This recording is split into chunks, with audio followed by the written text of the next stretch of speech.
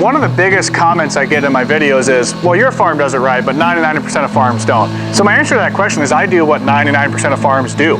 And I'm not saying 99% of farms have sand bedding. That's our primary bedding source for them to lay in, is 12 to 13 inches. We try to keep it deep bedded sand for them to lay in.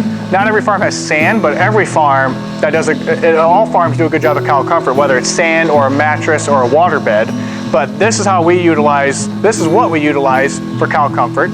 We have rubber matting in our alleyways just to allow them to have good solid footing to the robots. And we have a freshly dumped mix that's dumped roughly 12 to 15 times a day by our automated feeding system. So maybe the robotics aren't standard in the industry, but the cow comfort in terms of access to water, access to feed, and a comfortable place to lay is standard across the entire dairy industry.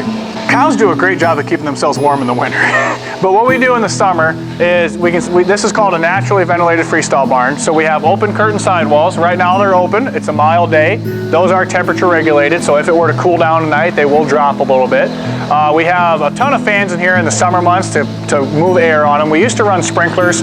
Iowa gets very humid. We didn't want to add more moisture into the air, so we ended up just investing more money into fans just to keep that air moving. Because cows, when they sweat a little bit, like you know how it is, when you sweat a little bit, if you can get some air moving on you, you feel better. In the winter time, what we do is those curtains usually stay shut, and we'll cap like 80% of our ridge here.